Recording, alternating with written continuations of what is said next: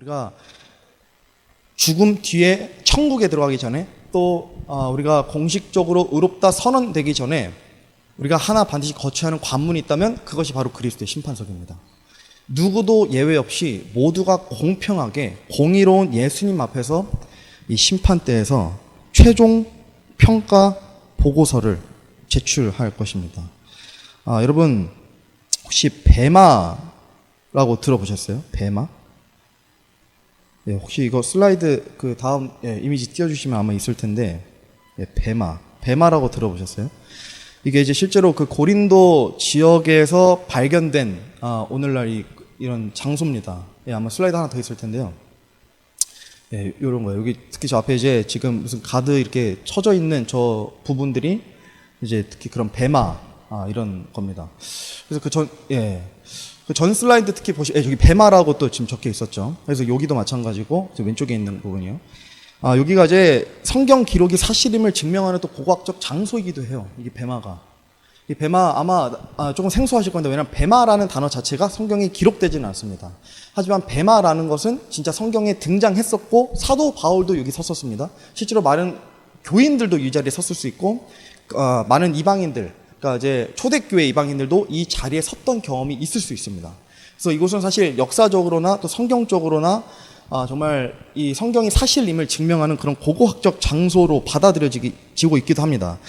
사도 바울이 이제 신약 성경을 기록했을 때 당시를 보면 이 배경을 조금 이해하셔야 되는 게, 그때 당시에는 이제 고대 그리스와 또 로마 시대였잖아요. 그때가. 그러니까 또 특히 사도 바울이 쓰는 서신들의 수신자들은 대부분 고대 그리스와 로마의 시민자들이었어요. 또는 그리스와 로마의 통치 아래에서 살아가고 있는 그런 이방인들이었습니다. 그래서 사도 바울이 이 편지를 쓸 때, 신약 성경의 이 서신들을 쓸 때 그것을 수신받는 이방인들이 보다 더 잘 쉽게 이해할 수 있도록 굉장히 많은 비유들, 그러니까 문화적이나 어떤 사회적이나 그런 그런 비유들을 풀어서 설명한 것들이 굉장히 많이 있습니다. 그 중에 하나가 이 배마예요, 배마. 그래서 우리가 그 고대 그리스나 로마에서 공적 판결을 내리거나 상을 줄 때 어떤 총독이나 어떤 왕이나 아니면 어떤 치리자가 이 배마 앞에서 그들에게 상을 줘요. 또는 배마 앞에서 그들에게 형벌을 주고 배마 앞에서 그들에게 책망을 하거나 연설을 합니다. 그래서 이 배마는 어떤 이 감독관의, 이 나라의 감독관, 치리자가 올라가서 백성들을 심판하고 또 재판하는 자리였습니다. 배마가요. 두 가지를 이 배마에서 행합니다. 딱 두 가지요. 하나는 최종 판결을 위한 연설이고 또 다른 하나는 최종 판결입니다. 그러니까 배마에서 치리자가 딱 두 가지를 해요. 하나가 최종 판결을 위한 연설이고 하나가 최종 판결입니다. 이 두 가지를 배마에서 이 치리자가 하는 겁니다. 그래서 이곳은 단순히 재판의 장소인 것이 중요한 게 아니라 판결에 의한 보상이나 형벌을 받는 자리였어요. 우리가 잘 아시겠지만 올림픽 경기에 또 이 기원이라 할 수 있는 고대의 이제 그 성수 중 올림피아라고 있습니다. 올림피아 다 들어보셨죠? 이 올림피아가 이제 그리스의 성수 중 하나였는데, 올림피아에서 매 4년에 한 번씩 경기가 열렸거든요. 그래서 경기에서 여러 종목들이 이제 열렸는데 그 각 경기에서 우승한 사람, 그러니까 1등한 사람이 이 배마 앞에서 상을 받았어요, 실제로. 그러니까 이방인들은 이 배마라는 것이, 그러니까 특히 사도 바울이 서신서 이따가 좀 살펴보겠지만 서신서들의 그리스도의 심판석을 배마에 굉장히 많이 비유를 했는데 이것이 실질적으로 다가왔을 거라는 겁니다. 그러니까 우리보다 더 생생하게 다가왔을 거예요. 왜냐하면 모든 이방인들에게 있어서 정말 축제 같은 거예요. 우리가 왜 월드컵 같은 거 막 어디 8강 진출하고 4강 진출하면 우리가 한번 난리 났던 것처럼 우리나라가 그 정도의 수준으로 사실 국가적인 어떠한 굉장히 큰 행사였습니다. 특히 거기서 누군가가 우승한다. 그럼 그 사람은 거의 영웅이에요. 국민들의 영웅이에요. 그 정도로 이 경기는 사실 큰 의미를 가졌습니다. 특히 배마 앞에서 상을 받는 사람은 더더욱 큰 그런 보상을 받았다는 겁니다. 그래서 역사서에 따르면 이 올림피아에 참여할 수 있는 사람은, 그러니까 바바로이는 안 돼요. 그러니까 바바로이가 뭐냐면 헬라인이 아닌 사람들, 그러니까 유대인들이겠죠, 이때 당시에는. 그리스인이나 로마인이 아닌 사람들, 그런 사람들은 여기에 관전도 못하고 경기에 뛸 수도 없어요. 그리고 발견되면 죽어요. 만약에 내가 유대인인 게 들통났다 하면은. 그러니까 여기에는 이제 진짜 그 그리스나 로마 사람들만 참여할 수 있는 거예요. 근데 당연하겠지만 어쨌든 사도 바울이 그러다 보니까 쓴 서신들이 다 누가 수신자였죠? 다 이방인들이었어요. 그래서 사도 바울이 쓴 서신서들은 이런 배경들이 굉장히 많이 녹아져 있어요. 이런 그때 당시 그리스나 로마의 문화들이나 그런 어떤 뭐 이런 베마 같은 것도 마찬가지고, 또 이따 살펴보자 믿음의 경주 같은 것도 마찬가지고, 우리가 단순히 지금 이렇게 받아들이는 것 이상으로 이들은 더 실질적으로 받아들였을 거라는 겁니다. 그리고 이 베마도 익숙하게 알고 있었고 또 심지어 보기도 했을 겁니다. 제가 아까도 말씀드렸지만 이 올림피아에서 치러지는 경기들의 우승자들은 진짜 국가의 영웅급들이 되는 사람들이었어요. 이 사람들은 정말 어느 정도였냐면, 어느 경기에서 어떤 사람이 우승했다 그러면 다음에 그 경기의 이름이 전 우승자의 이름이 붙어요. 예를 들어 뭐 이승현이 우승했다 그러면 이승현의 올림피아 경기 뭐 이런 식으로 붙는 거예요, 수식어가. 그러니까 보통 명예로운 자리가 아닌 거예요. 이 베마 앞에서 상을 받는 사람들이 굉장히 명예로운 자들이었습니다. 그래서 사도 바울은 정확히 이 문화적 대중적 심리를 고려해서 그 모습처럼 그리스도인들도 하늘의 베마 앞에서 예수 그리스도라는 한 왕 앞에 서게 될 것임을 많이 증언했습니다. 그래서 이 그리스도의 심판석을 주제로 한 이 사도 바울의 그런 서신들을 받은 이방인들은 아까도 말씀드렸지만 이 심판석의 모습을 정말 실질적으로 상상했을 수도 있어요. 그러니까 정말 이 베마라는 그 모습이나 어떤 그런 분위기나 그런 배경에 대해서 잘 이해했기 때문에 정말 우리가 머지않아서 하늘의 베마, 그러니까 예수 그리스도의 심판석 앞에 섰을 때 정말 이러한 모습이겠구나 하면서 큰 경각심을 갖게 됐다는 겁니다. 큰 경각심이요. 왜냐하면 이것은 정말 기쁘고 명예로운 자리인 건 맞습니다. 굉장히 기쁘고 영광스러운 자리인 건 맞아요. 상을 받는 자리니까. 근데 동시에 이들은 이것을 두려워하고 또 경각심을 가질 수밖에 없었던 이유가 뭐냐면, 베마는 상만 주는 자리는 아니었거든요. 상만 단순히 주는 자리가 아니라 상을 주더라도 이 사람의 모든 것을 평가하는 자리였습니다.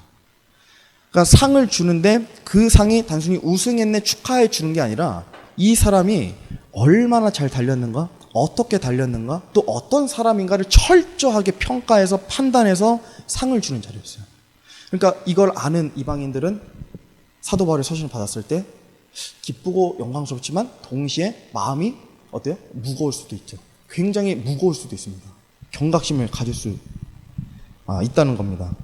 그래서 결국 이 베마는 공평하고 공의로운 자리이기 때문에 아무리 구원받고 삶이 변화되어서 선하게 살았다 하더라도 누구도 당당하게 설 수 있는 사람 없어요. 누구도 고개를 떳떳이 들고 예수님한테 나 잘했어요 라고 누구도 얘기할 수 없습니다. 그런 자리가 이 하늘의 베마, 이 그리스도의 심판석이라는 겁니다. 당연히 그리스도의 심판석은 정죄의 자리는 아닙니다. 로마서 8장 1절 말씀 보면요, 그러므로 이제 그리스도 예수님 안에 있는 자들에게는 정죄함이 없나니 그들은 육신을 따라 걷지 아니하고 성령을 따라 걷느니라. 그리스도 예수님 안에서 구원받은 자들에게는 정죄함이 없습니다. 다윗도 이것을 알았어요. 뭐라고 기록했습니까? 시편에 동이 서에서 먼 것 같이 그분께서 우리의 범법들을 우리에게서 멀리 옮기셨으며, 예수님께서 모든 죄들을 사면하시고 대속하셨기 때문에 우리의 죄는 하나님 앞에서는 보이지 않아요. 대신에 뭐가 보이냐? 내가 한 것들은 보여요. 나의 죄는 예수님의 피로 덮여졌지만 그건 맞습니다. 그건 변함이 없어요. 그리스도의 심판석에서 마찬가지예요. 나의 죄는 가려지고 덮여져서 정죄받지 않습니다. 다만 우리가 어떤 행위들을 했는가는 다 드러난다는 거예요. 이건 반드시 드러나요. 죄가 드러나는 것과 내가 예수를 위해서 얼마나 수고하고 헌신했는가, 이것이 드러나는 것과 차이가 있습니다. 분명히 차이가 있습니다. 어떤 사람의 일이 불타서 보상의 손실도 당할 수 있습니다. 보상의 손실은 우리가 큰 착각 중에 하나가 뭐냐면 단순히 점수가 깎이는 수준이라고 생각해요.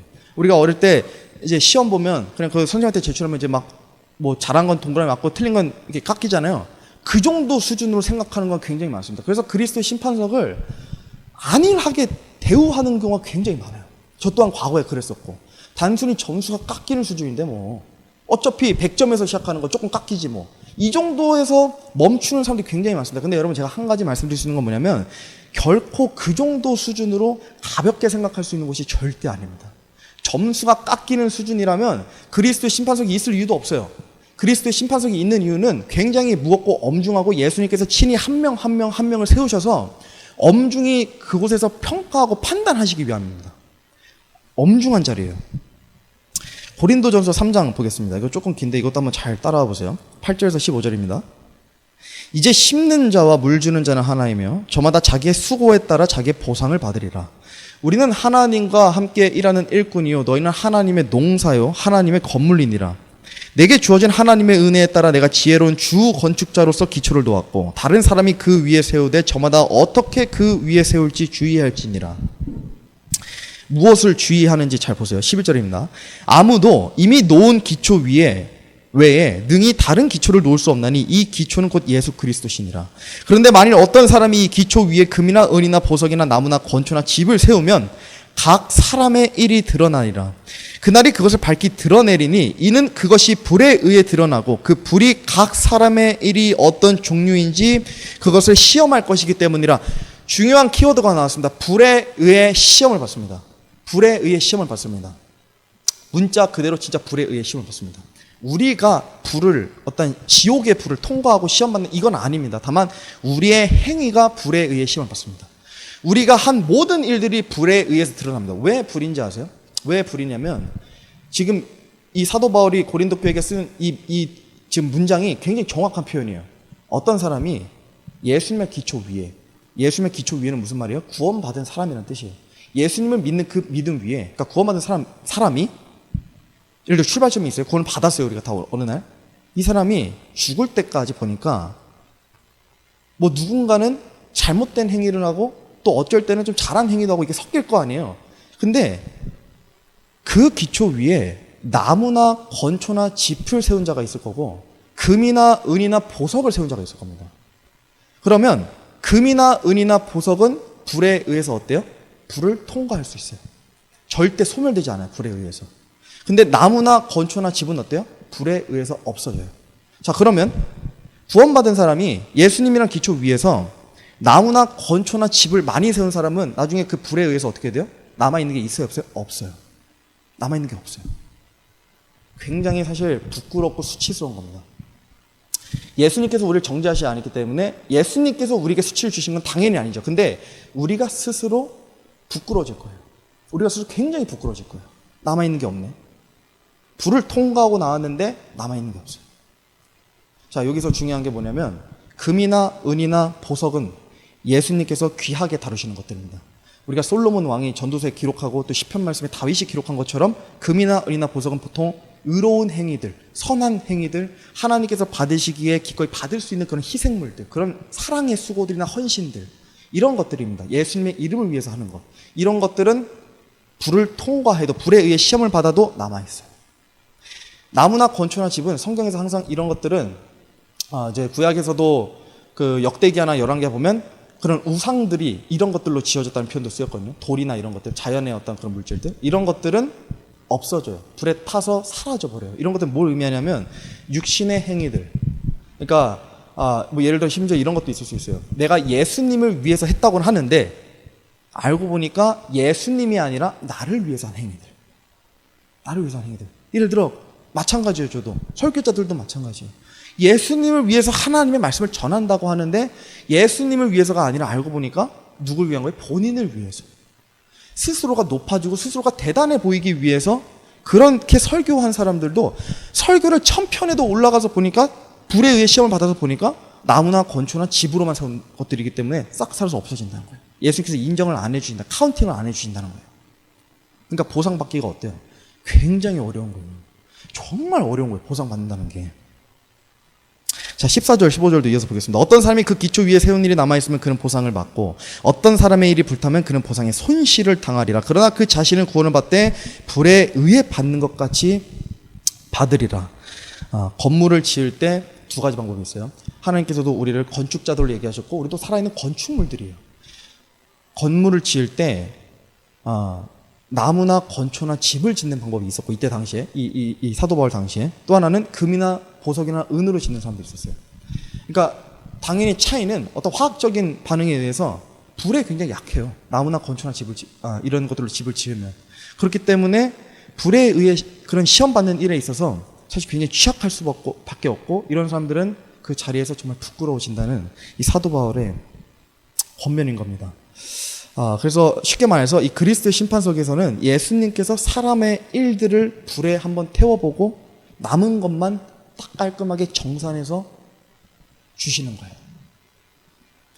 이게 참 신기한 게 예수님께서 죽으실 때도 마찬가지고 특히 이제 구약에서부터 쭉 이어서 보면 그러니까 이런 회계적인 용어가 굉장히 많이 나와요.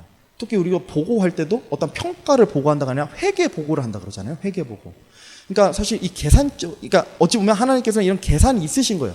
철저하게 정말 한치의 오차도 없이 완벽하게 뭐 정말 수학처럼 뭐 굳이 표현하자면 그렇게 계산해서 산출해서 주신다는 겁니다. 구원을 받되 불에 의해 받는 것 같이 라는 요 표현 잘 주목해 보세요. 이게 정말 무서운 표현입니다. 이게 원어를 살펴보니까 헬라어로 디아띠로스가 쓰였는데 이 표현을 다시 번역해 보면 불 속을 통과하여 지나오네요. 불 속을 통과해서 지나온. 불 속을 통과해서 지나온. 건축자가 불 속에서 간신히 뛰쳐나온 듯한 모습을 상상해 볼 수 있어요. 아모스 4장입니다. 하나님이 소돔과 고모라를 무너뜨린 것 같이 내가 너희 중에 얼마를 무너뜨렸으므로 너희가 불타는 데서 빼낸 나무 조각같이 되었느니라. 그러므로 너희가 내게로 돌아오지 아니하였느니라 주가 말하노라. 하나님께서 이스라엘 백성에게 말씀하시기를 지금 뭐라고 말씀하세요? 소돔과 고모라가 멸망했을 때 불에 탈 때 간신히 구원받은 롯과 그 두 딸처럼 불타는 데서 간신히 구원받은 나무 조각 같다고 얘기하세요. 이스라엘 백성에게. 딱 이런 모습이지 않을까. 그러니까 제가 조심스럽게 추측해보는 거예요. 생각해보는 거예요. 이런 모습이지 않을까. 정말 불타는 데서 간신히 빼낸 그런 나무 조각 같은 모습. 그래서 어느 신학자가 보니까 이런 말도 했더라고요. 집에 불이 나서 재산은 다 탔는데 사람만 빠져나오는 경우. 그러니까 사람이 목숨은 건졌어요. 목숨은 건졌는데 전 재산을 잃어버린 거예요. 집이 불에 타가지고. 참 와닿는 표현이었습니다. 그래서 누군가는 그리스도의 심판석에서 이런 모습으로 불에서부터 나올 것으로 얘기한 바가 또 있더라고요. 그래서 이런 관점으로 해석해보면 그리스도의 심판석, 곧 그 하늘의 베마 앞에서 누군가는 뜨거운 불 속에서 정말 아슬아슬하게 건져지는 그런 구원받는 정말 그런 사람도 있을 수 있지 않을까, 좀 이렇게 해석을 해볼 수 있을 것 같습니다.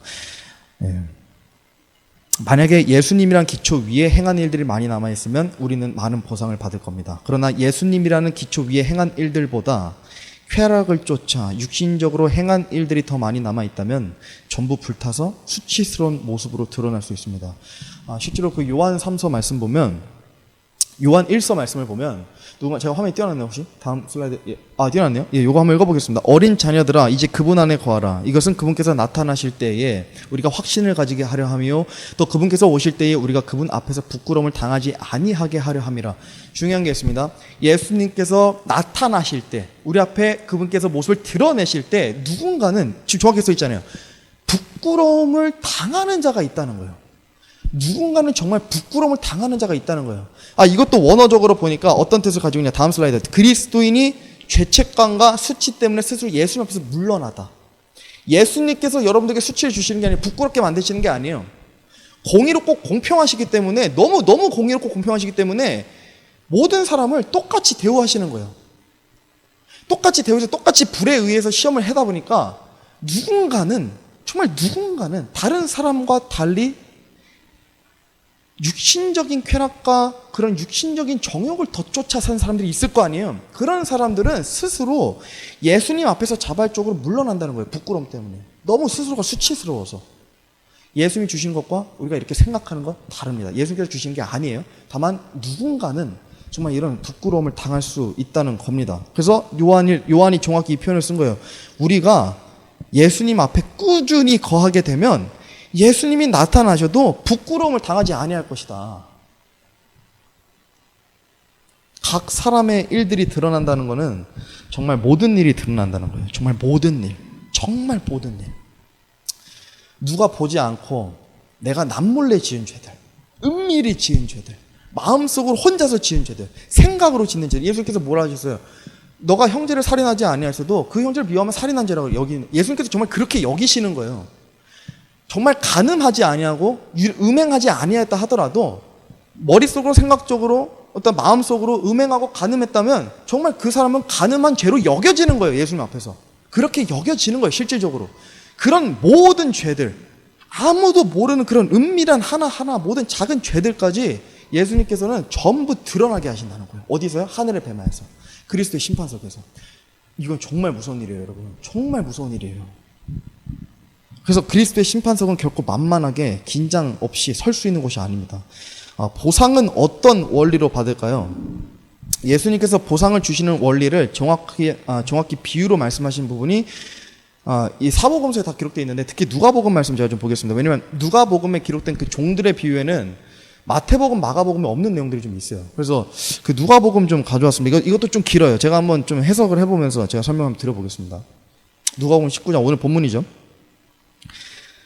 그러므로 그분께서 이르시되 어떤 귀인이 자기를 위해 왕권을 받은 뒤에 돌아오려고 먼 나라로 갈 때에, 그러니까 어떤 귀인이 있어, 또 주인이 있어요. 이 주인이 왕권을 받아서 돌아와야 되니까 이 사람은 왕자인 겁니다. 왕권을 받을 수 있는 그런 혈통의 귀인이에요.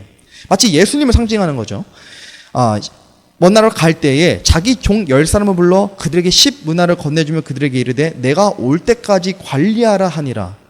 그런데 그의 국민들을 그를 미워하고 그가 간 뒤에 소식을 보내어 이르되 우리는 이 사람이 우리를 통치하는 것을 원치 아니하나이다 하였더라. 그러니까 백성들은 어때요? 그 왕이 떠나니까 그 왕을 신뢰하고 받아들이지 않았기 때문에 그 사람이 통치하는 것을 원치 아니한다고 했습니다. 근데 중요한 거는 13절에 10사람에게 각각 1문화씩 주었습니다. 그렇죠? 각각 1문화씩 주었어요. 예수님께서 그리스도인을 굉장히 다양한 방법으로 비유하셨습니다. 성경에 보면 굉장히 다양한 비유로 비유하셨어요. 뭐 군사도 있고, 뭐 경주자도 있고. 근데 또 하나 이게 밝혀지지 않은 그런 또 비유 중에 하나가 장사꾼이에요. 장사꾼. 사실 굉장히 부정적인 표현인 것 같지만 실제로 그래요. 예수님께서는 이 그리스도인들을 장사하는 사람, 장사꾼으로도 비유하셨어요. 무언가 벌어서 소득을 내는 사람으로. 물론 영적인 거겠지만, 열매에 관한 거겠지만, 우리의 주인이자 왕께서는 공의로우신 분이기 때문에 모든 자신의 종들에게 1%의 오차도 없이 전부 동일한 은사를 주셨어요. 그래서 고린도전서 7장에도 보면 모든 사람이 하나님께 받은 고유한 은사가 있다 그래요. 저뿐만이 아니라 우리 여기 한 명이 다 하나님께서 주신 은사가 있어요. 이거는 하나님께서 정하신 거예요. 내가 주었다고. 에베소서 4장에도 보면 각 사람에게 그리스도의 선물이 은혜로 주어졌다 그래요. 이것도 마찬가지로 하나님의 선물이에요. 은사가 주어졌다는 겁니다. 자, 15절 보겠습니다. 그가 왕권을 받은 뒤에 돌아와서 자기가 돈을 준 이 종들이 각각 장사해서 얼마나 벌었는지 알기 위해 이들을 부르라고 명령하니 이에 첫째가 와서 이르되 주여 주의 1문화로 10문화를 벌었나이다 하매 그가 그에게 이르되 잘하였도다 선한 종아 네가 매우 작은 일에 신실하였은즉 10도시를 다스릴 권세를 차지하라 하니라. 주인이 왕이 돼서 돌아왔어요. 10사람을 불렀어요. 너네 내가 준 돈 어쨌어? 1문화씩 준 거 어쨌어? 물어보신 거예요. 첫째가 와서 얘기한 거예요. 주님께서 나에게 주신 1문화로 내가 10배를 벌었습니다. 그래서 10문화를 벌었다고 얘기를 하죠. 그래서 왕은 뭐라 그래요? 선한 종아 너가 매우 작은 일에 신실하였은즉 10도시를 다스릴 권세를 차지하라고 평가를 받았습니다. 자, 두 번째입니다. 둘째가 와서 이랬습니다. 주여 주의 1문화로 5문화를 벌었나이다 하매 그가 그에게도 마찬가지로 이르되 너도 5도시를 다스리라 하니라.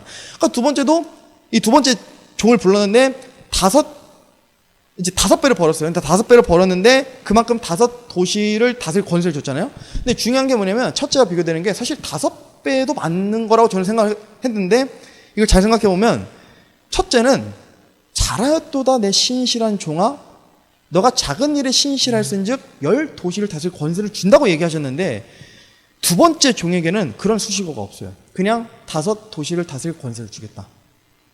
그러니까 뭔가 첫째와 이 둘째 같은 보상을 받았지만 물론 수치는 다르지만 어쨌든 둘째도 도시에 다스릴 권세를 받았는데도 불구하고 그런 수식어가 좀 빠져 있습니다. 자, 마지막입니다. 다른 사람이 와서 이르되 주여 보소서 주의 1문화가 여기 있나이다. 내가 그것을 수건에 싸서 보관해 두었나이다. 주께서 엄한 사람이므로 내가 두려워하였나니 주께서 맡기지 않은 것을 가져가시고 뿌리지 않은 것을 거두시나이다 하매 그가 그에게 이르되 사악한 종아 너의 입에서 나오는 말로 내가 너를 심판하리니 너는 내가 맡기지 않은 것을 가져가고 뿌리지 않은 것을 거두는 엄한 사람인 줄로 알았도다. 세 번째 사람은 사악한 종이라 불렸습니다. 그래서 어떤 누군가는 아니 잃어버리지 않은 것만으로도 잘한 거 아니냐 지킨 것만으로도 잘한 거 아니라고 얘기하지만 예수님께서 절대 그렇게 말씀하지 않으십니다. 이 주인, 이 왕은 결코 그렇게 얘기하지 않습니다. 뭐라 얘기하세요? 사악한 종아 사악한 종아. 이 사실 이 지금 사악한 종이 이게 좀 굉장히 비교되는 인물이 또 있습니다. 이게 사실 아담과 이브랑 굉장히 비슷해요. 아담과 이브도 자신의 죄가 드러났을 때, 그러니까 하나님이 갑자기 에덴 동산에 나타나셔서 너희가 어디 있느냐라고 물어보셨을 때 아담과 이브도 거기서 뭐라 그랬냐면 주여 우리가 여기 있나이다 하면서 부끄러워서 몸을 가리고 막 그러고 있었는데 너네가 어째서 선악과를 먹었냐 그러죠. 그러니까 그 죄를 막 들쑤셨거든요, 하나님께서. 근데 아담과 이브가 뭐라 그래요? 저 뱀이 우리를 유혹했다 그래요. 그러니까 뱀에게 탓을 돌려요. 그러니까 이게 사실 그러니까 제가 생각했을 때는 이 일 문화를 가진 사람들, 그러니까 하나님을 위해서 수고하고 헌신하지 않은 사람들, 하나님을 주의 일을 감당하지 않은 사람들, 말씀을 따라서 살지 않은 사람들은 이럴 가능성이 굉장히 높아 보입니다. 그러니까 예수님께서 정하지 않을 때 우리에게 오셨는데 다들 이러는 거예요. 저 시간이 없었어요. 저 이걸로 뭐 마땅히 할 게 없었어요. 저 이게 가지고 있는 줄 몰랐어요. 이게 너무 작았어요, 저한테. 그러니까 어쨌든 상상할 수 없지만 굉장히 다양한 변명들로 뭔가 예수님 앞에 정말 그런 탓을 돌릴 수도 있지 않을까. 그래서 예수님께서도 사악한 종아라면서 그를 책망하시는 겁니다. 여러분, 우리가 예수님을 믿고 구원받을 수 있습니다. 그래서 천국에 올라가서 천국에 살 수 영생을 누리는 거예요. 사실 믿으면 이거는 뭐 변함이 없습니다. 근데 동시에 사악한 종이라고 불릴 수도 있습니다. 사악한 종이라고 불릴 수도 있어요. 실제로 예수님께서 모든 그리스도인에게 공평하게 은사를 주셨는데 누군가는 그것을 고이 싸두기만 해서 많이 벌지 못했다면 왕께서 사악한 종으로 부르신다는 겁니다. 이 사람은 장사를 못한 게 아니라 안 한 거예요. 못한 게 아니라 안 한 거예요. 본인이 작정했잖아요. 수건에 쌓아두었잖아요. 안 하기로. 이거는 하나님께 도전하는 거예요. 왕한테 도전하는 거예요. 내가 당신이 돌아와도 나는 이것으로 벌지 않겠다. 나는 그렇게 부지런하지 않습니다. 나는 당신께 그렇게 충성을 다하지 않습니다. 선언하는 것과도 같은 거예요. 수건을 싸서 고이 담아뒀다는 거는. 게으르고 다른 데 정신 팔려 있어서 나의 왕이 언제 돌아올지도 모르고 계속 늦추시는구나 하고 죄악 안에서 살고 있었기 때문입니다. 그러면서 자신이 못한 탓을 주님께 돌리는 겁니다. 아담과 이브처럼요. 그래서 보상의 손실, 또 보상을 쌓지 않은 사람은 마냥 편안하기만 할 수 없다는 것이 예수님께서 세우신 원칙이고, 사악한 종, 어리석은 종, 게으른 종, 불에 의해 구원받는 종처럼 여겨진다는 것을 잘 기억하셔야 됩니다. 여러분, 이 사악한 종의 결말 아세요? 어떻게 되는지 아세요? 우리가 이 대목 많이 읽어보셨을 텐데 우리 한번 보겠습니다. 24절입니다. 이게 사악한 종, 그 일 문화를 가지고만 있었던 종의 결말이에요. 엄청 처참합니다. 한번 보세요. 곁에 서 있던 자들에게 이르되 그에게서 일 문화를 빼앗아 10 문화 가진 자에게 주라 하매 그들이 그에게 이르되 주여 그에게는 10 문화가 있나이다 하더라. 내가 너희에게 이르노니 있는 자마다 받을 것이요 없는 자는 자기에게 있는 것도 빼앗기리라. 사악한 종은 다른 표현으로 빼앗긴 종입니다. 왜 여러분 이거 예수 그리스도의 심판석에서 이렇게 안 될 거라 생각하세요? 왜 우리는 여기에 해당이 안 될 거라 생각해요? 여기에 해당될 수도 있어요. 누군가는 정말로 빼앗길 수 있어요. 예수님께서 진짜 빼앗으실 수도 있어요. 이거 진짜 그리스도의 심판석 보상에 관한 비유거든요, 이거는. 그럼 정말 정확히 이렇게 이루어진다는 거예요. 문자적으로요. 이보다 처참하고 두려운 결말은 있을 수 없습니다. 종으로서 자격이 박탈되지는 않아요. 그죠? 와서 보니까 뭐 너는 이곳을 떠나라. 너는 이제부터 종이 아니다. 내가 너를 박탈하겠다. 이런 표현을 안 하세요. 종으로서 박탈은 안 되지만 그가 가지고 있는 일 문화마저도 다시 예수님께서 뺏으신다는 겁니다. 그래서 누구에게 줘요? 10 문화를 가진 자에게. 그러니까 이것은 정확히 공의로우신 하나님께서 정하신 보상의 원리 원칙이에요. 있는 자, 수고하고 헌신한 자, 나를 위해서 예수님의 이름을 위해서 피를 흘린 자, 그런 자는 받을 것에 더 받게끔 되어 있다는 겁니다. 이게 굉장히 중요한 진리입니다, 여러분. 이 부분을 깊이 잘 생각해 보셔야 돼요. 주님께서 주신 것으로 얼마나 벌고 있는가, 몇 배를 벌어두었나, 왕이 돌아와서 우리에게 열매를 보여달라고 할 때 여러분 얼마나 보여줄 수 있겠습니까? 예수님께서 이와 같이 비유로 말씀하신 것은 하나님께서 맡기신 일들에 수고하고 헌신한 그런 자들의 그들이 남긴 것에 더 더해질 것이고, 하나님을 위해서 수고하고 헌신하지 않은 자는 가지고 있는 것마저도 빼앗길 수 있다는 비유입니다. 이게 예수님께서 가지고 계신 회개 보고의 정상 원칙이에요. 결산하는 방식이에요. 그분께서. 보상의 손실, 이거 생각보다 두려운 겁니다, 여러분. 이거 만만하게 여기실 게 아니에요. 정말 만만하게 여기시면 안 돼요. 보상 얻는 것도 굉장히 어렵지만 보상의 손실 또한 굉장히 우리가 엄중하게 받아들여야 되는 교리입니다. 또한 우리가 여기서 잠깐 멈추어서 생각해 볼 게 있습니다.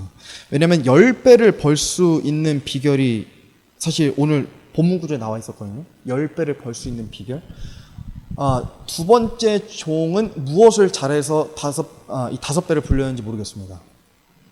근데 10배를 번 종은 성경에 나와 있어요. 오늘 본문에. 어떻게 해서 10배를 벌었는지. 자, 16절 다시 보세요.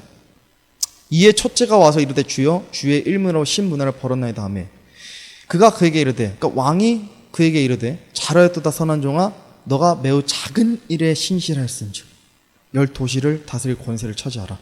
10배를 번 종의 비결은 뭐였어요? 위대한 사업이나 크고 거창한 일들을 행해서가 아니었어요. 절대 아니었어요. 뭐였어요? 매우 작은 일에 신실했기 때문에. 그냥 작은 일도 아니에요. 매우 작은 일들에 신실했기 때문에. 그러니까 어찌 보면 굳이 이 교회에 적용해 보면 남들이 잘 안 보는 어떤 그런 데서 청소하는 거, 막 정말 그냥 쓰레기 줍는 거. 제가 전에 교회에 있었을 때, 그 훈련 받았을 때, 그 목사님이 정말 제가 그때 당시에는 왜 이렇게 쓸데없는 일을 시키지라고 생각했던 것 중에 하나가 뭐였냐면 꼭 그렇게 저한테 쓰레기 청소하는 거 시켰어요. 그러니까 쓰레기통 비우는 거. 그러니까 진짜 그때 저한테만 하셨거든요. 그래서 제가 진짜 이해를 못했었어요. 그러니까 저는 나가서 설교하고 막 사역하고 우리 청년들 좀 이렇게 같이 교제 이런 것도 아니고 쓰레기통 비우는 일을 그렇게 시키셨거든요. 근데 제가 진짜 그게 시간이 지나면 지날수록 진짜 너무 그걸 절실히 깨달았어요. 이런 작은 일에 신실할 수 있는 사람이 큰 일에도 신실할 수 있어서 이런 거구나. 그러니까 뭔가 그런 가르침에 대해서 좀 이번에 설교 준비해서 다시 묵상이 되더라고요. 그러니까 작은 일에 신실하는 것, 매우 작은 일에 신실하는 것, 이것만 잘해도 10배를 벌 수 있어요. 여러분, 10배를. 예수님께서 여러분들에게 가서 목숨 걸고 복음 전하고 하신 적 없잖아요. 그렇죠? 어디 선교, 아프리카 외지 가서 중국의 소수민족들한테 가가지고 돌 맞을 각오하고 선교하라고 얘기하신 적 없잖아요. 누구도 그렇게 부르심 받지 않아요. 그것도 아무나 할 수 있는 일이 아닌 거 아세요, 여러분? 그거 쉽게 할 수 없습니다. 작은 일에 신실한. 정말 예수님께서 우리가 원하시면 딱 그거예요. 그냥 작은 일에 신실해라. 뭐가 있어요? 우리 삶 속에서. 말씀 읽는 거, 기도하는 거, 그냥 하나님 찬양하는 거, 그분께서 세상을 만드신 일들에 대해서 기억하고 묵상하는 거. 그러니까 주님께서 나를 위해서 찢기신 뭔가 피를, 그럼 우리가 날마다 묵상하고 감사하는 거. 정말 이런 작은 일들, 이런 작은 일들에 우리가 신실하기만 해도 10배를 본다니까요, 여러분. 큰 일 바라지 않습니다, 예수님께서. 작은 일에 신실하길 바라시는 겁니다. 어떤 설교자가, 미국의 설교자가 자신의 설교에서 이런 말을 하더라고요. 설교를 듣는데 참 와닿았어요. 교회에서 보이지 않는 섬김의 손길들이 하늘에서 가장 큰 대우를 받을 것이다. 그러면서 뭐라 그러냐면, 그래서 대부분이 다 자매들이 형제들보다 더 많은 보상을 받을 것이다. 왜냐면 성경에도 보면 실제로 그 자매들이 그 많은 보상을 받고 또 칭찬받는 경우가 굉장히 많이 나와요. 왠지는 모르겠지만 진짜 자매들이 그런 대우를 많이 받아요. 실제로 자매들의 이름이 언급되면서 문안하라, 그를 칭찬한다고 하면서 보상이 있을 거라고 하면서 하나님께서 너희를 기억한다고 하시면서. 왜냐면 자매들 보면 그러니까 아마 그래서 또 이 남자와 여자의 역할이 또 주님 안에서도 있는 것 같긴 한데, 정말 보이지 않는 손길들은 거의 다 자매님들이에요, 사실. 진짜 이게 모르겠어요. 거의 법칙 정도로 참 그런 수고와 헌신들이 자매들 가운데 있다는 것을 좀 생각해 보게 되더라고요. 자, 어쨌든 그래서 그런 작은 일에 신실하는 것, 보이지 않는 것들에 신실하는 것, 이런 것들에 신실할 때 하나님께 많은 칭찬과 보상을 하늘의 뱀 앞에서 당당히 받게 되는 겁니다. 고린도전서에서도 사도 바울이 이렇게 얘기했어요. 또한 청지기들에게 요구되는 것은 신실한 사람으로 드러나는 것이라. 신실한 사람으로 드러나는 기준은 하나입니다. 작은 일들을 꾸준히 하는 것. 예수님이 오실 때까지 작은 일들, 내가 맡은 이 일들을 꾸준히 지속하면서 나아가는 것. 그래서 성경에는 구체적으로 어떠한 행위들이 보상받고 또 보상의 손실을 당하는지 구체적으로 명시되어 있는 구절들이 많습니다. 그래서 이것들을 다 살펴보려면 굉장히 많은 시간을 할애해야 되기 때문에 그럴 수는 없고, 제가 딱 이제 생각했을 때 우리가 그리스도 심판석 또 하늘의 뱀 앞에 섰을 때 정말 중요하다고 생각되는 것, 그 앞에 섰을 때 하나님께서, 예수님께서, 물론 제 생각이지만 정말 중요하게 다루실 것들 중에 한 4가지 정도만 좀 빠르게 훑어보고 오늘 마치겠습니다. 자, 첫 번째입니다. 사랑하며 살았는가? 사랑하며 살았는가? 히브리서 6장을 보면 이런 말씀이 있어요. 혹시 히브리서 6장 다음 소리도 있나요?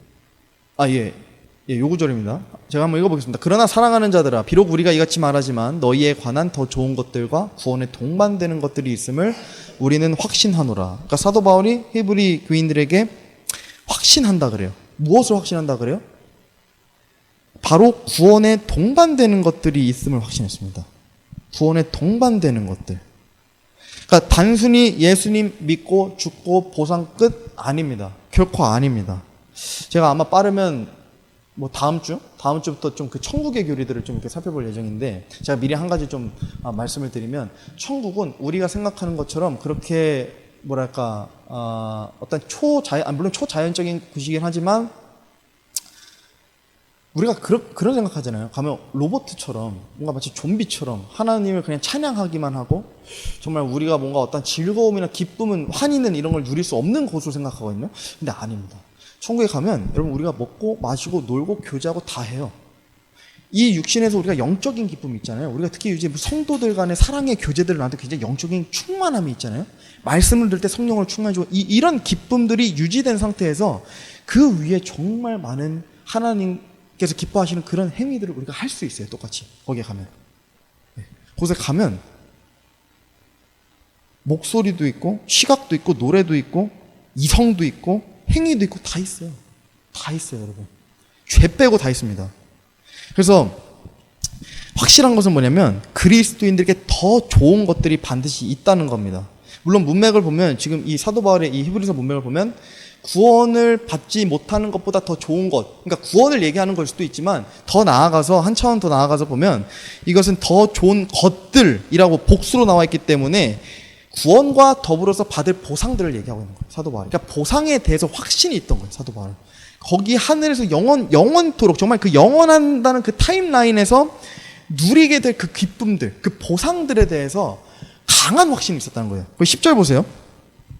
하나님은 불의하지 아니하사 자신의 이름을 위해 너희가 보여준 너희의 행위와 사랑의 수고, 곧 너희가 성도들을 섬겨온 것과 또 섬기고 있는 것을 잊지 아니하시느니라. 하나님은 불의하지 아니하사라는 뜻은 결국에 하나님은 공평하시기 때문이라는 뜻이에요. 불의하지 아니하시다는 건 공평하시다는 뜻이에요. 공평하시다는 뜻이에요. 그래서 하나님께서 불의하지 않다고 기록되어 있는데, 여러분 우리가 잘 생각해 보면 우리가 이 세상에서 여러 재판들 있잖아요. 그런 많은 재판들이 있습니다. 근데 저번에도 보니까 이제 음주운전 해가지고 어떤 나이가 좀 있으신 모친님이라 그래, 어떤 분을 쳤는데 이제 죽었나 봐요, 그분이. 근데 징역을 3년인가 받았대요. 3년. 근데 사람들이 그래서 저거 가지고 징역 3년이 되냐, 더 엄하게 처벌해야 된다 하는데, 공의롭지 못하다, 공평하지 못하다 하는데, 근데 제가 생각해봤어요. 10년, 20년, 30년 형을 받아도 사실 공평하고 공의로울 수 없습니다. 왜냐하면 공평하고 공의는 하나님만 내리실 수 있는 기준이거든요. 그러니까 하나님께서 정의하신 것만 공평하고 공의로운 거예요. 사람들이 아무리 그 사람에게 100년형을 구형을 해도, 실형을 때려도 공평하지 않아요. 그건 공의롭지 않아요. 누구는 진짜 100년도 작다고 생각할 수 있기 때문에. 그래서 공평, 공의, 이 기준은 하나님께서만 내리시는 겁니다. 그래서 누구도 억울해할 사람이 없어요, 올라가면. 누구도 억울해할 사람이 없어요. 그래서 하나님을 이것 때문에 아무런 의심 없이 믿고 따를 수 있는 이유가 되기도 하지만, 동시에 반면에 이런 하나님이시기 때문에 그분을 두려워할 줄도 알아야 돼요.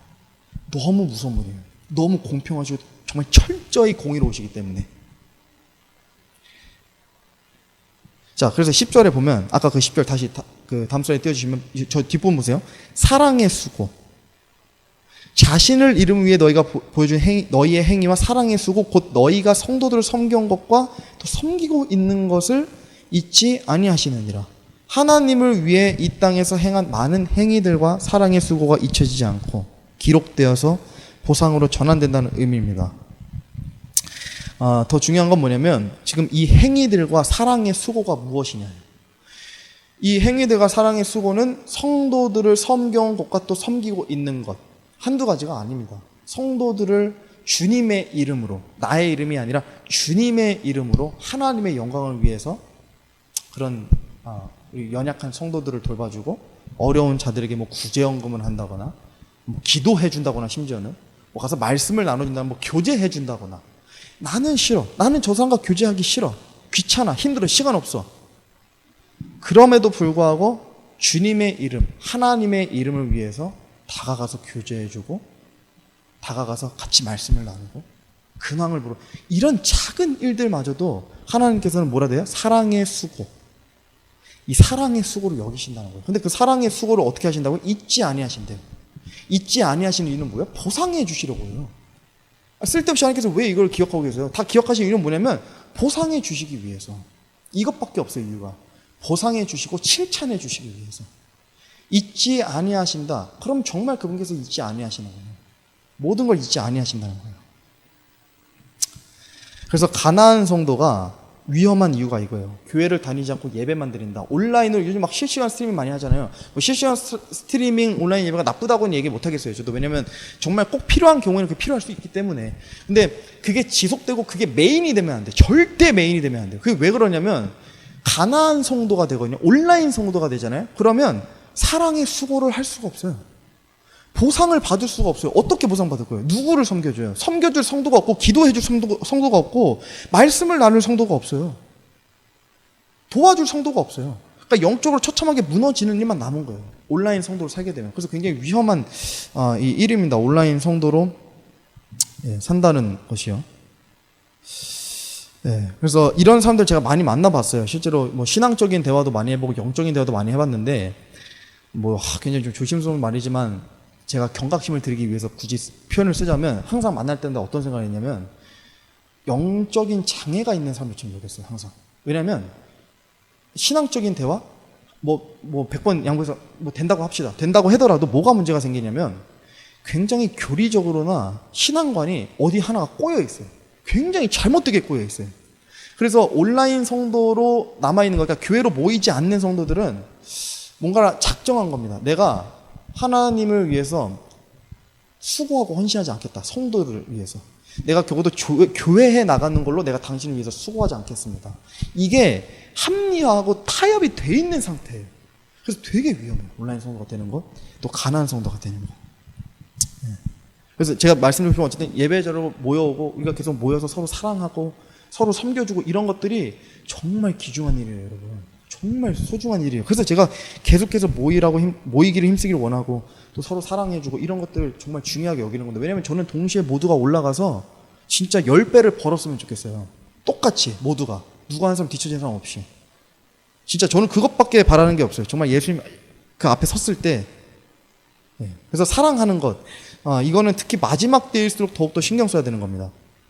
베드로전서 말씀 보면 그들이 산 자들과 죽은 자들을 심판할 준비가 되신 분에게 회개 보고를 하리라. 그러니까 그리스도 심판석이네요. 이것도 그죠? 6절 보세요. 이런 까닭에 죽어있는 자들에게도 복음이 선포되었나니 이것은 그들이 육신적으로는 사람들을 따라 심판을 받으나 영으로는 하나님을 따라 살게 하려 함이라. 자 7절입니다. 모든 것의 끝이 가까이 왔으니 그러므로 너희는 정신을 차리고 깨어 기도하라. 무엇보다도 너희는 너희끼리 뜨거운 사랑을 품으라. 사랑은 허다한 죄를 덮으리라. 이 문맥도 정확히 그리스도의 심판석하는 문맥이에요. 근데 아이러니하죠.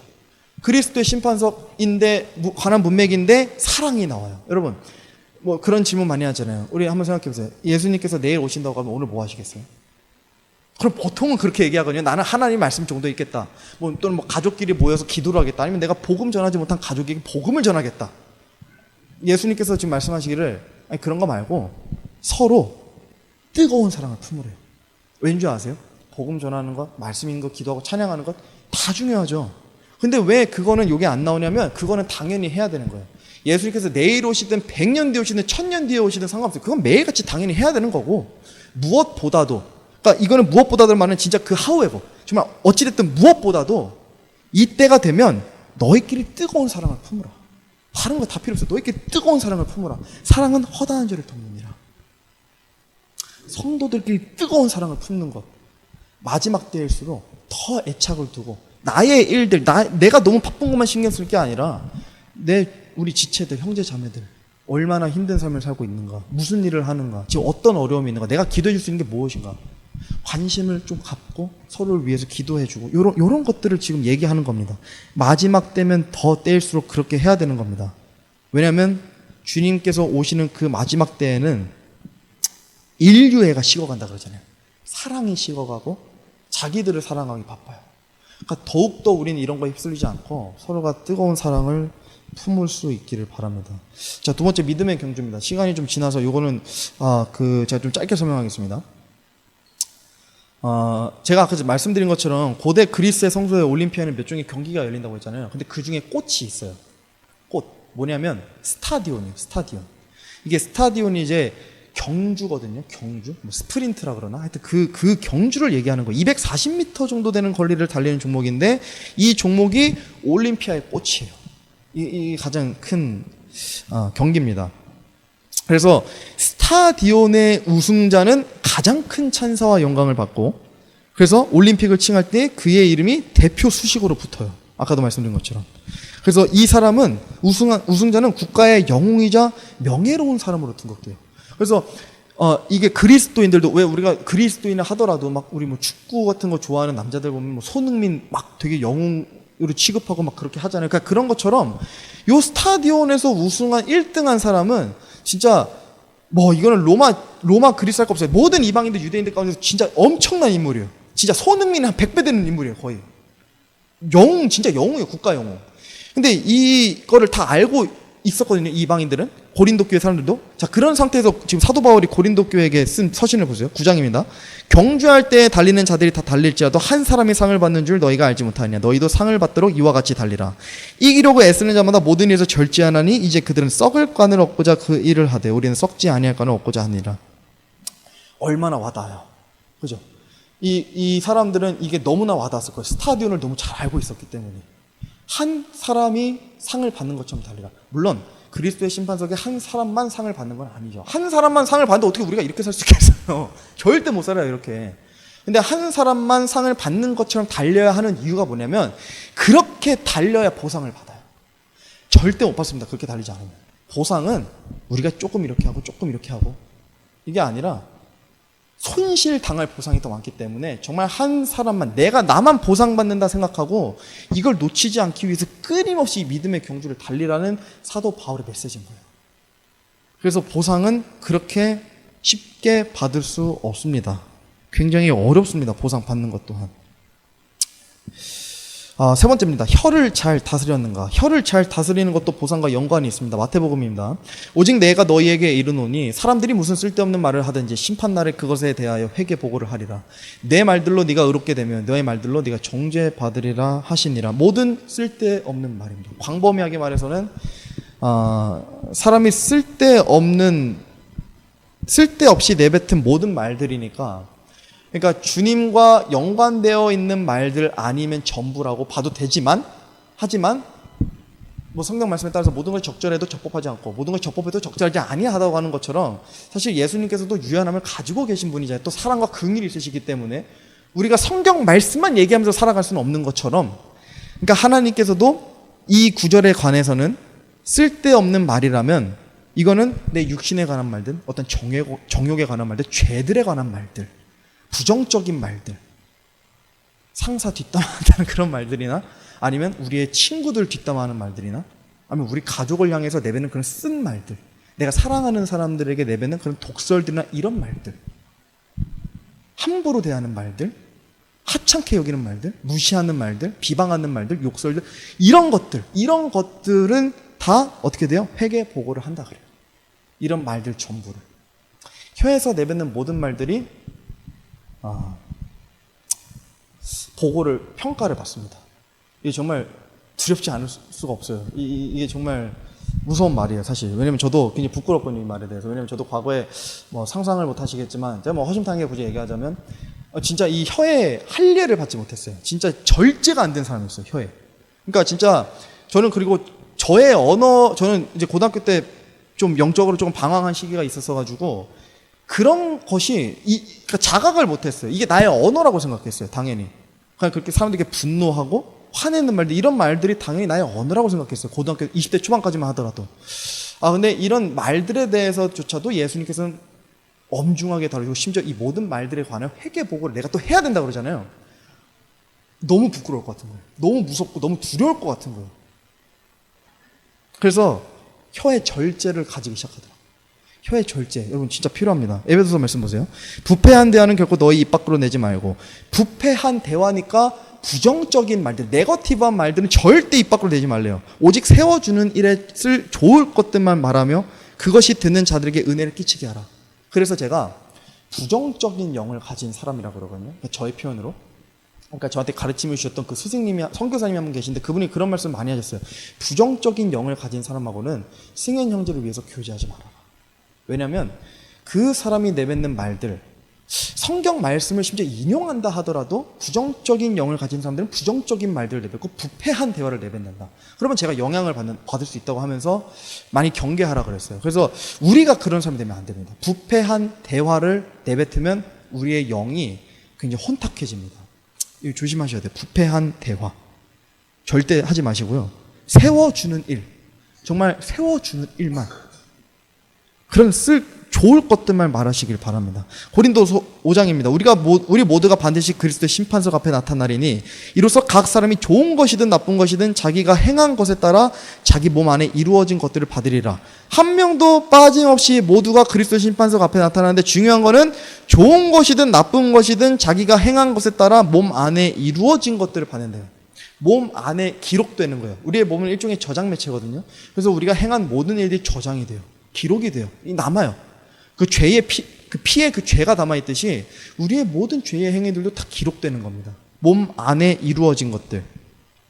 그래서 육신적으로 죄 짓는 것들을 매우 경계해야 됩니다. 특히 말하는 부분에 있어서도 특히 경계해야 되죠. 제가 반복해서 얘기하지만 로마서 14장에도 그런데 네가 어찌하여 너의 형제를 판단하느냐, 어찌하여 너의 형제를 무시하느냐, 우리가 다 그리스도의 심판석 앞에 서리라.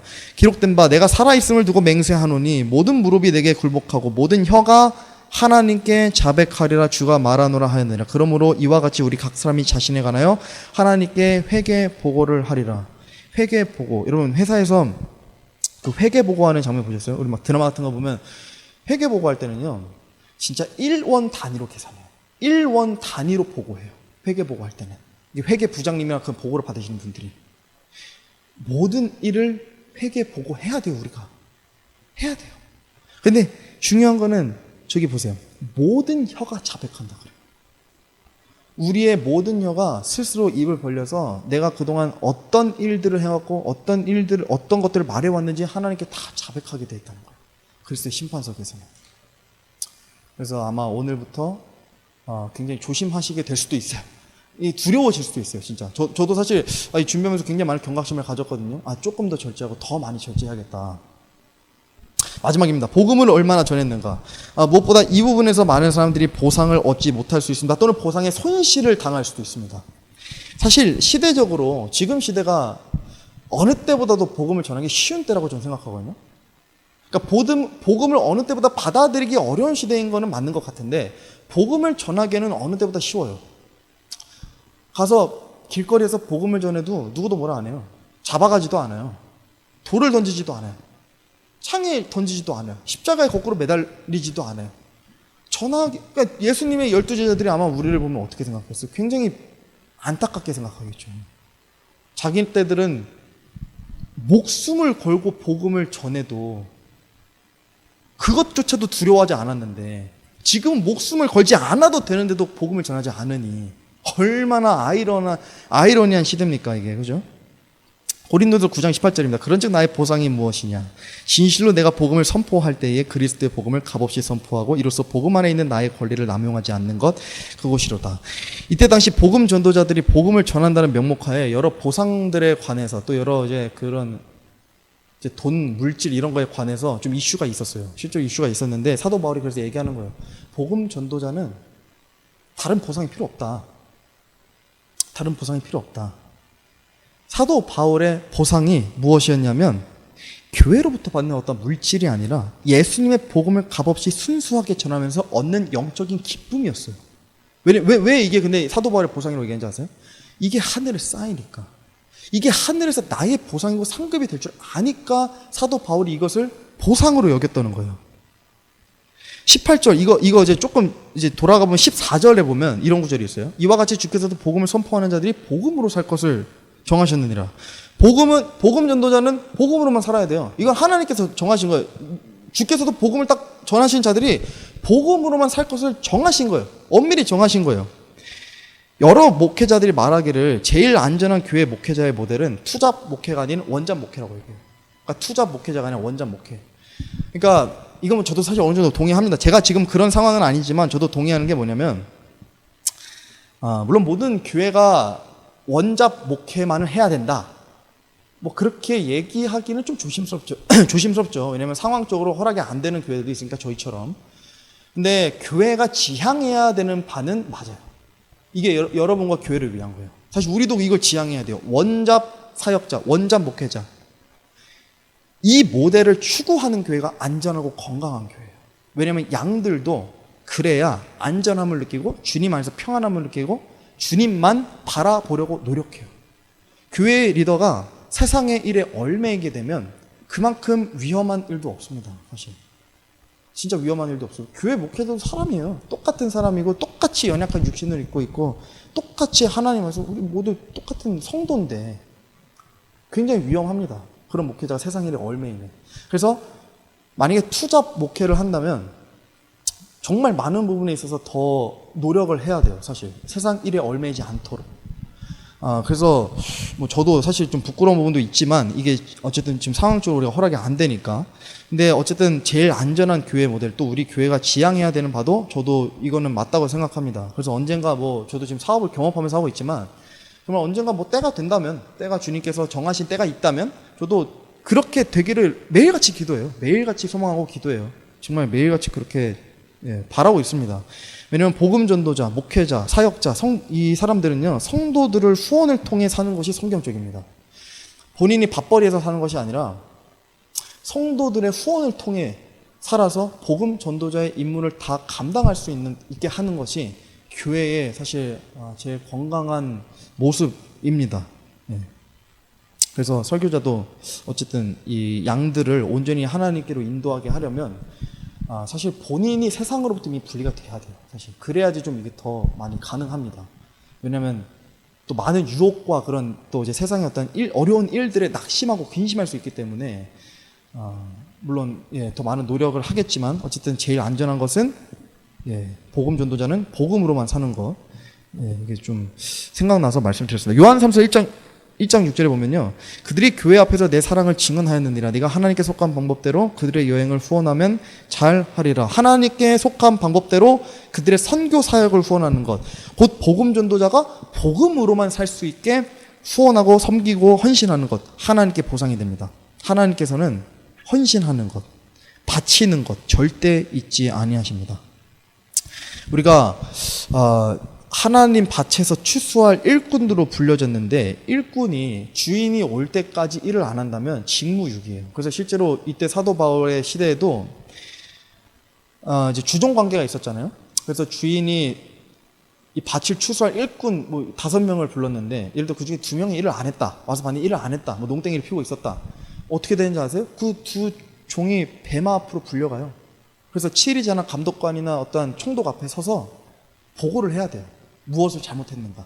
그래서 거기서 형벌이 집행이 되고 그렇게 되는 거예요. 물론 우리는 형벌 받지 않지만 우리는 하늘 베마에서. 어쨌든 실제로 그런 배경적인 그런 내용도 있습니다. 그래서 우리도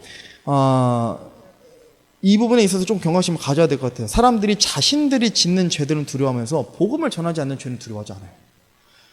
내가 내뱉은 말들로 인해서 근심하고 심란해하고 내가 지은 죄의 행위들로 인해서 낙심하는데, 복음을 전하지 않은 죄는 사람들이 떳떳해요. 이게 참 왜 그런지 모르겠어요. 저도 과거에 많이 그랬었고 왜 그런지 모르겠어요. 복음을 전하는 건, 여러분 생각해보세요. 예수님께서 우리 딱 심판석 앞에, 이 하늘 뱀 앞에 섰는데 여러분들이 거짓말한 거, 여러분들이 남에게 상처 준 말, 말씀 읽지 않은 거, 아니 이것보다도 더 중요한 거는 왜 복음을 전하지 않았느냐라고 묻지 않으실까요? 지상 최대 명령인데 다른 것보다 이게 더 중요한 거예요, 사실. 근데 제일 중요한 거를 제일 안 하는 것이 정말 아이러니한 일입니다.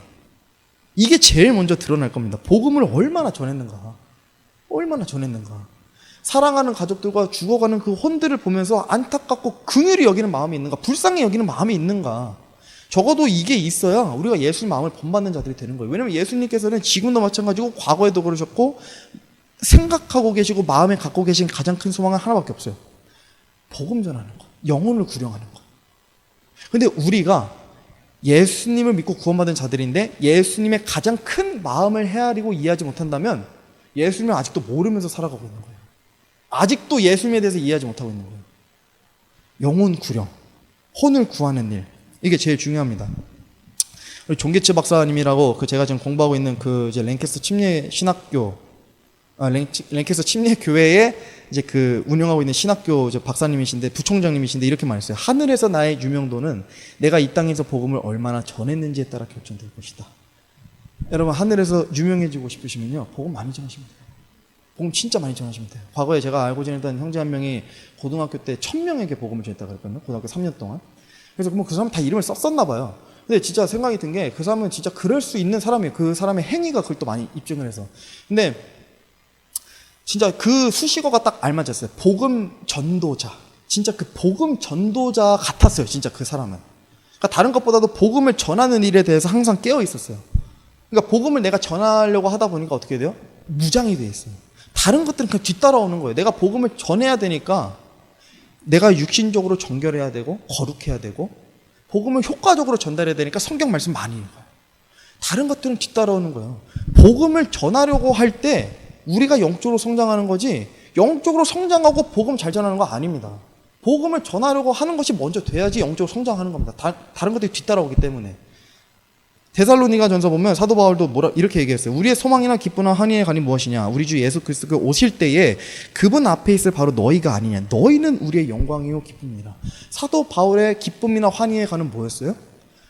자신이 복음을 전한 성도들을 그리스도 심판석 앞에 또는 어린 양의 혼인잔치에 딱 앉았는데 저기에 있는 거.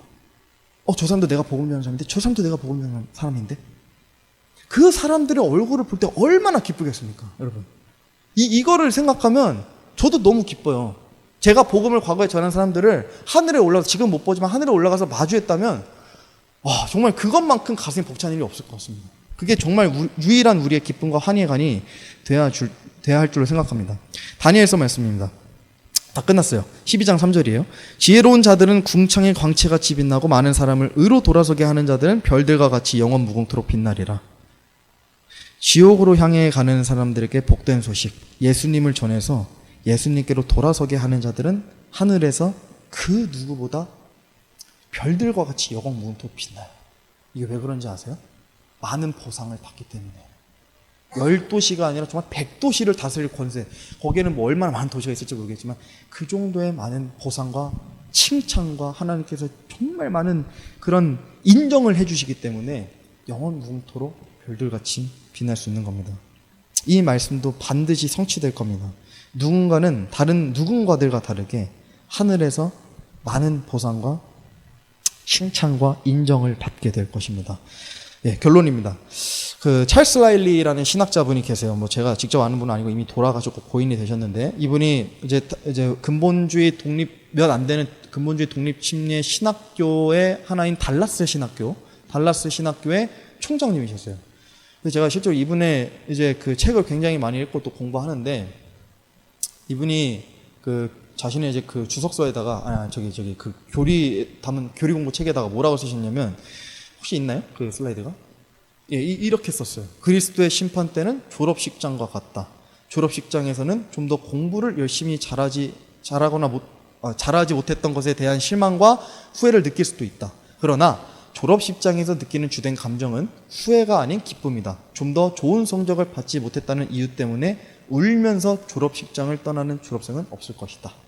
제가 오늘 여러분들에게 너무 그리스도의 심판석을 슬프게 만든 것 같아서 조금 염려도 되지만, 어쨌든 제 의도는 잘 아셨을 거라 생각합니다. 또 하나, 예수님께서 말씀하시는 그리스도의 심판석의 의도 또한 잘 아셨을 거라 생각합니다. 아까 비유로 말씀하신 오늘 본문 구절처럼 그곳은 결코 가벼운 자리가 아닙니다. 우리가 결코 안일하게 대처할 수 있는 자리가 아닙니다. 그래서 진짜 이 찰스 라일리 교수님이 얘기하신 것처럼 거기서 주된 감정은 어떤 기쁨이나 어떤 슬픔이나 후회나 좀 더 열심히 할 걸 뭐 이런 것보다 어쨌든 주된 감정은 기쁨. 내가 정말 만군의 왕이시고 나의 기다리던 신랑이신 그 분을 마침내 내가 얼굴을 대하고 마주하게 되었다. 그 기쁨이 제일 클 것은 사실입니다. 그러나 동시에 그 앞에서 우리의 왕이 공의롭게 행하시는 그 심판에서는 우리가 부끄러울 수도 있다.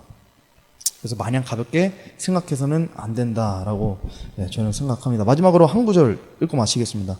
갈라디아서 6장 9절입니다. 우리가 잘 행하는 가운데 지치지 말지니 우리가 기진하지 아니하면 정하신 때에 거두리라. 잘 행하고 계신다면 지치지 말고 기진하지 아니하여서 1문화로 10문화를 버시길 바랍니다.